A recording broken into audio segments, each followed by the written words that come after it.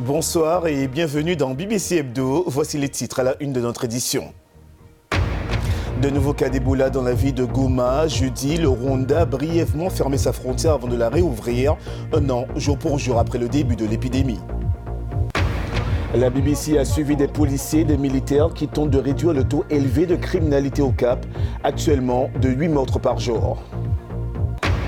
Et en sport, la 17e édition de Basketball sans frontières Afrique a lieu au Sénégal. 60 jeunes du continent ont pris part à l'événement.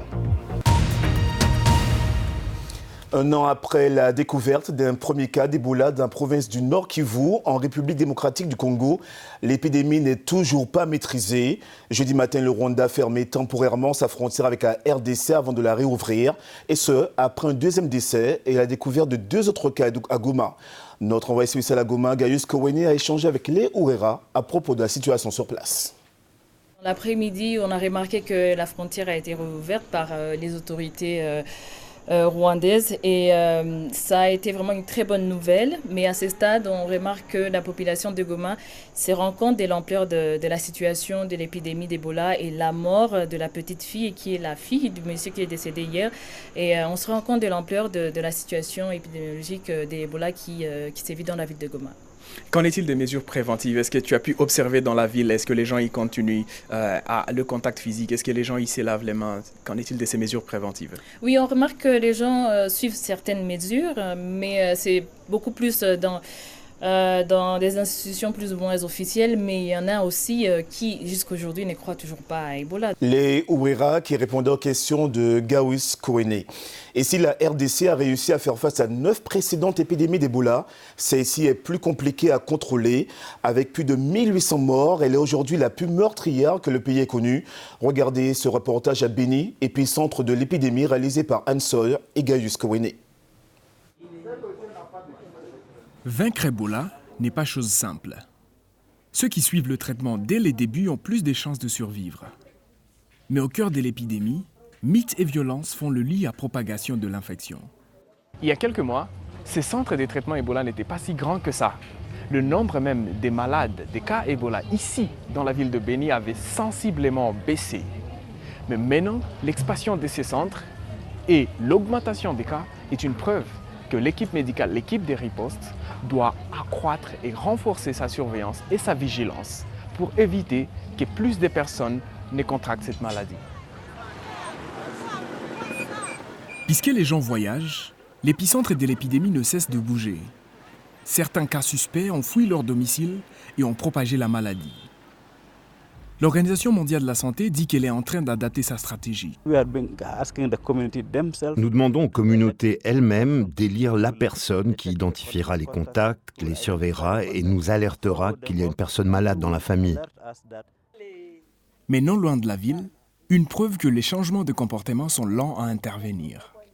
Nous apprenons que des funérailles se tiennent ici, mais la communauté a barricadé la route. Quelques minutes plus tard, on nous demande de quitter les lieux, au risque d'être attaqués. La tension est forte. Même l'équipe médicale et les patients de cette clinique ont dû fuir. Cette équipe de contrôle des infections est autorisée à la décontaminer après qu'un patient ait été testé positif à Ebola. Mais la communauté reproche aux médecins ici de l'avoir envoyé au centre de traitement Ebola pour, selon eux, aller mourir. Beaucoup nient encore l'existence de la maladie et résistent aux soins. Ces attaques qui ont ciblé les personnels soignants aussi, on connaît des confrères, des cadres qui ont été assassinés dans cette épidémie. Ça c'est assez néfaste. De nombreux groupes armés sévissent dans la région, rendant encore plus difficile la lutte contre la maladie. Mais il y a des raisons d'espérer. Ces personnes n'avaient jamais imaginé qu'elles se remettraient de la maladie. Dans mon village, il y a beaucoup de rumeurs. Ils disent que les gens meurent quand ils viennent ici, mais j'ai vu maintenant que ce n'était pas vrai.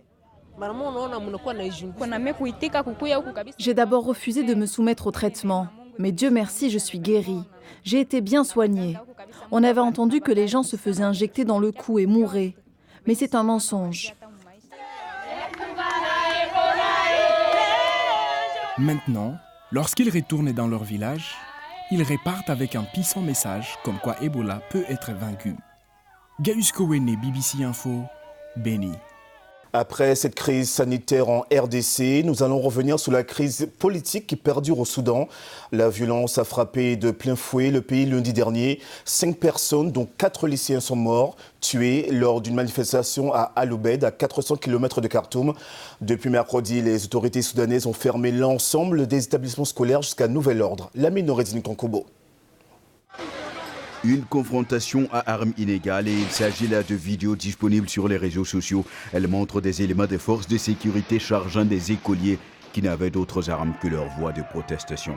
Une manifestation contre le coût élevé de la vie et en réponse à un exercice brutal de la force, exercice par la force soudanaise d'intervention rapide. Cette répression violente intervenue lundi à Al-Obeid s'est soldée par des dizaines de blessés. Dans les hôpitaux de la localité, un chaos, conséquence de la fouille frénétique menée par des familles dont des proches sont portés disparus. Depuis ces incidents, les autorités ont instauré l'état d'urgence dans la région, aussi désormais en vigueur à un couvre-feu nocturne. Mais l'incident a provoqué indignation et manifestations de soutien dans d'autres villes du Soudan. Selon les activistes pro-démocratie, la junte au pouvoir est responsable de la répression, mais le chef de la junte Abdel Fattah al-Burhan a condamné l'incident. Il est même allé plus loin pour demander que les responsabilités soient établies. Ce regain de tension menace les pourparlers de paix prévus entre les acteurs civils et militaires de la crise en vue de donner du souffle au récent accord de partage du pouvoir. Il faut dire qu'avec ces derniers incidents, le Soudan semble s'éloigner de plus en plus de la cicatrisation de ses blessures essuiées en plusieurs décennies de dictature. Le reste de l'actualité de la semaine en bref et en images. Laurent Gbagbo et Henri Konan Bédié se sont vus mardi à Bruxelles. C'est la première fois que les deux anciens présidents ivoiriens se rencontraient depuis la fin de la crise post-électorale. Dans un communiqué, les deux hommes ont demandé le retour en sécurité de tous les exilés et n'ont rien dit en revanche d'une éventuelle alliance dans la perspective des élections de 2020 en Côte d'Ivoire. En Mauritanie, le nouveau président Mohamed Ghazouani a prêté serment jeudi à Nouakchott lors d'une cérémonie en présence de plusieurs chefs d'État africains. Et lui en juin, l'ex-général prend le relais de son mentor Mohamed Ould Abdel Aziz au pouvoir pendant 11 ans. La Mauritanie connaît ainsi le premier passage de relais de son histoire entre deux présidents élus. Et puis le Maroc a célébré les 20 ans de règne de Mohamed VI et s'était décrit lors de son accession au trône comme le roi des pauvres. À l'occasion de son discours anniversaire, il s'est fixé comme nouvel objectif, je cite, de réduire les inégalités sociales et les disparités spatiales. Le Maroc est en effet toujours marqué par de profondes inégalités malgré les efforts de développement.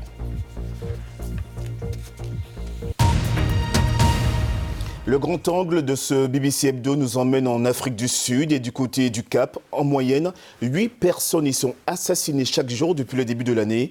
Durant un week-end en juillet, 43 personnes sont mortes. Mais alors, pourquoi une telle tension?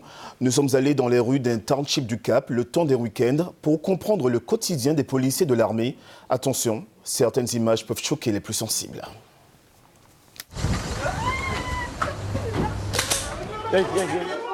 Premier arrivé sur la scène, les officiers de la police du Cap en patrouille dans un quartier dangereux de la ville. Derek Jones a grandi dans ces rues. C'est une histoire sans fin. Tu as tué mon père, alors je te tue. Tu as tué mon frère, je te tue. C'est la malédiction des métis, des gens là pour foncer. Chacun est prêt à s'emparer d'une arme pour se venger. Des armes à feu qui ciblent aussi les policiers. 6 membres d'une brigade anti-gang ont été blessés par balle le mois dernier. Durant le week-end où filmait la BBC, 3 autres ont été touchés, dont un qui est mort.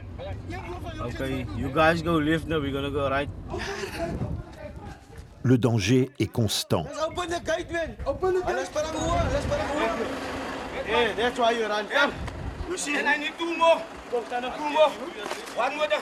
C'est le gendarme que vous trouvez habituellement?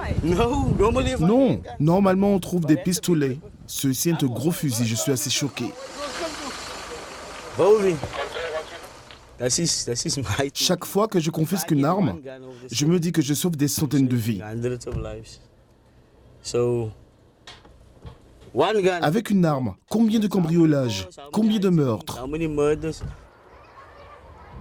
Mais la police ne peut rien faire pour résoudre les inégalités socio-économiques dans ces townships.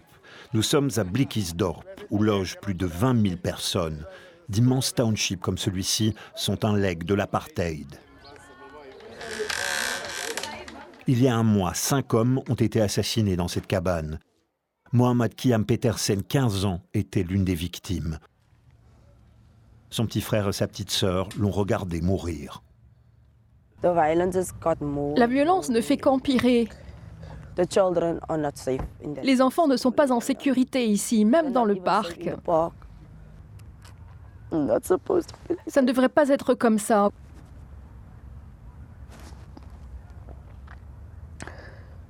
Vous n'êtes même pas en sécurité dans votre propre maison. Pour rétablir un semblant de sécurité, l'armée a été déployée dans les townships. 1 millier d'hommes pour épauler temporairement la police et tenter d'endiguer les meurtres. La mère de Mohamed Kiam espère qu'elle ne devra pas enterrer un autre fils.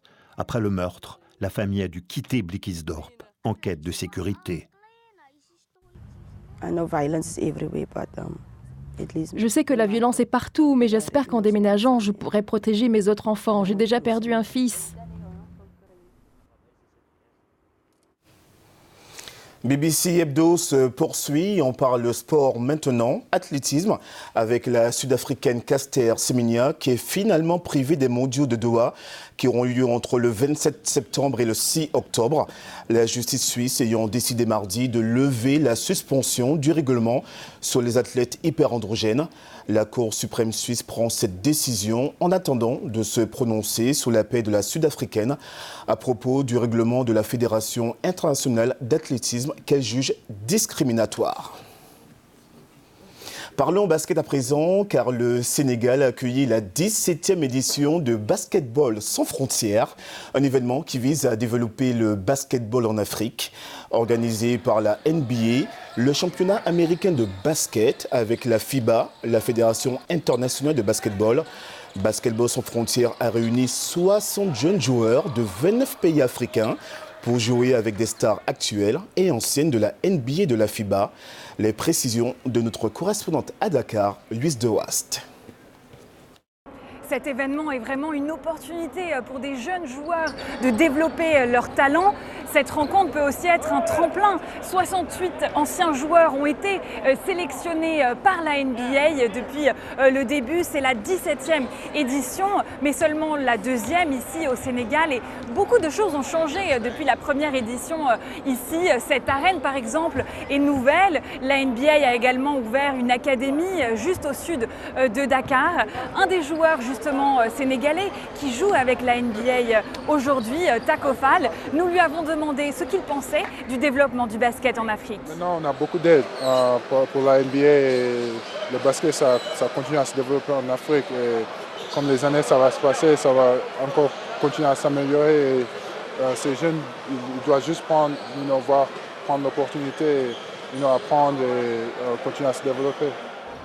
Si le rêve de beaucoup, bien évidemment, c'est de rejoindre la NBA, l'autre objectif, c'est de développer, professionnaliser le sport ici sur le continent, ce qui devrait justement être possible avec la Ligue africaine qui doit débuter l'année prochaine.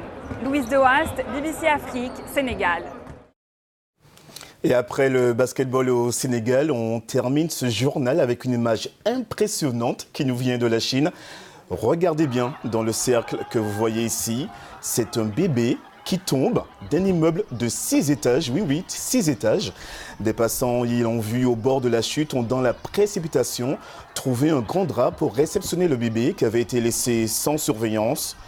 Plus de peur que de mal donc, car le bébé va bien, il ne souffre d'aucune blessure, fort heureusement.